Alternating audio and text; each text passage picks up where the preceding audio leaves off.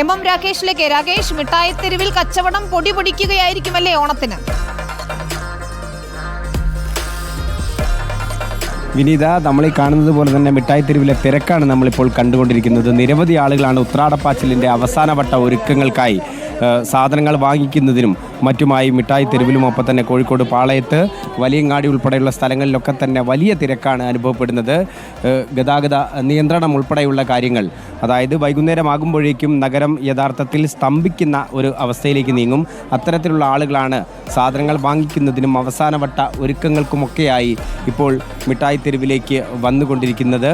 അത്തരത്തിലുള്ള കാഴ്ചകളാണ് നമ്മൾ കണ്ടുകൊണ്ടിരിക്കുന്നത്. മിഠായി തെരുവിൽ പ്രധാനമായും വസ്ത്രവ്യാപാരം, ഒപ്പം തന്നെ ചെരുപ്പ്, ഒപ്പം തന്നെ മറ്റു തരത്തിലുള്ള ഒരു ഓണത്തിന് വേണ്ടുന്ന എല്ലാ തരത്തിലുള്ള പുതുതായി ഒരു കാലത്തെ വരവേൽക്കുകയാണ്. ആ കാലത്തെ വരവേൽക്കാനുള്ള എല്ലാ തരത്തിലുള്ള ഒരുക്കങ്ങളുമാണ് ഈ ഓണത്തോടനുബന്ധിച്ച് വാങ്ങിക്കുന്നതിന് വേണ്ടിയാണ് ആളുകൾ മിഠായി തെരുവിലേക്ക് വന്നുകൊണ്ടിരിക്കുന്നത്. നമുക്ക് ഇവിടെ ഒരു ചേച്ചിയുണ്ട്, ചേച്ചിയോട് ചോദിക്കാം. ചേച്ചി, ഓണത്തിന് വസ്ത്ര വിപണിയാണ് മിഠായി തെരുവിന്റെ ഒരു പ്രധാന ആകർഷണം കൂടി.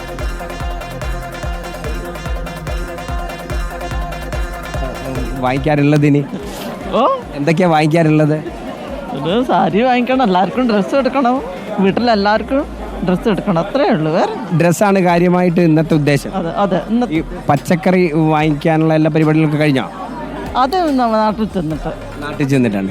അപ്പോൾ നമ്മൾ നഗരത്തിലേക്ക് ഇറങ്ങിയിട്ടുള്ള നമ്മളെ വസ്ത്രമാണ് നമ്മളെ പ്രധാന ലക്ഷ്യം. എവിടെയാണ് നാട്? എവിടെയാ? എൻ്റെ വീട് ചാത്തമംഗലത്താണ്. പിന്നെ പൂക്കളൊക്കെ നാട്ടിൽ നിന്നാണോ വാങ്ങിക്കുക, അല്ലെങ്കിൽ ടൗണിലാണ്? അതെ, അല്ല, നാട്ടിൽ നിന്നാണ്. എങ്ങനെയുണ്ട് വസ്ത്രങ്ങൾ വാങ്ങി തുടങ്ങിയ? വിലയുണ്ടോ? വില കൂടുതലാണോ? അതിനൊന്നും നോക്കിയില്ല, വാങ്ങാൻ പോകുന്നേ വില നോക്കാറില്ല. അതാണ് ഓണാഘോഷത്തിന് മലയാളിയെ സംബന്ധിച്ച് പണം എന്നുള്ളത് ഒരു വിഷയമല്ല, ആഘോഷം പൊടിപൊടിക്കുക എന്നുള്ളത് തന്നെയാണ് എന്നാണ് വിനീത നമ്മളോട് ഇപ്പോൾ ആളുകൾ സംസാരിക്കുന്നത്. ആകർഷണീയതയുണ്ട്, പല വെറൈറ്റി ആയ ട്രെൻഡി ആയ വസ്ത്രങ്ങൾ നമുക്ക് കാണാനാകും, ഓണക്കോടികൾ കാണാനാകും. അതുകൂടി ഒന്ന് പ്രേക്ഷകരെ പരിചയപ്പെടുത്താമെന്ന് തോന്നുന്നു.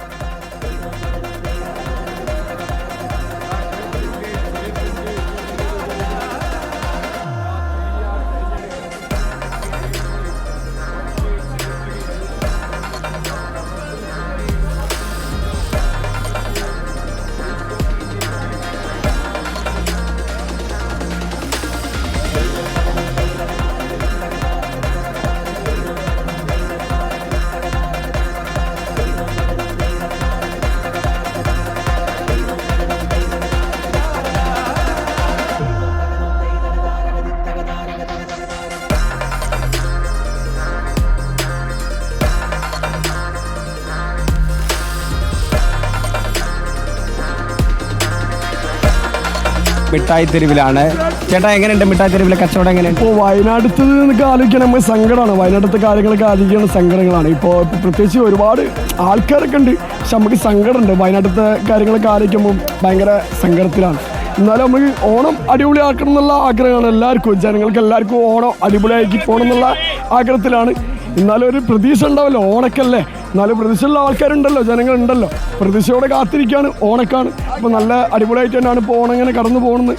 ഇപ്പോൾ ഒരു പ്രതീക്ഷ എന്ന് പറഞ്ഞാൽ നമുക്ക് സങ്കടം, ഒറ്റ പ്രതീക്ഷ സങ്കടമുള്ളൂ, ഒരു സങ്കടം മാത്രമേ ഉള്ളൂ. നമ്മൾ പ്രതീക്ഷിക്കാത്തൊരു ദുരന്തം മാത്രമല്ല. ആ വയനാട്ടിലത്തെ ദുരന്തം നമുക്ക് ഭയങ്കര സങ്കടമുള്ള കാര്യമാണ്. ഇപ്പം കച്ചവടം കഴിഞ്ഞ സീസണെ സംബന്ധിച്ച് എങ്ങനെയുണ്ട്? മാറ്റമുണ്ടോ? ഇപ്പോൾ പ്രത്യേകിച്ച് ഒരുപാട് മാറ്റമൊന്നുമില്ല, എന്നാലും കുഴപ്പമില്ല. കച്ചവടം ഇപ്പോൾ വയനാട്ടിലത്തെ ദുരന്തത്തിൽ ഏതായാലും കച്ചവടം പൊടി പൊടിക്കുകയാണ് മിഠായി തെരുവിൽ.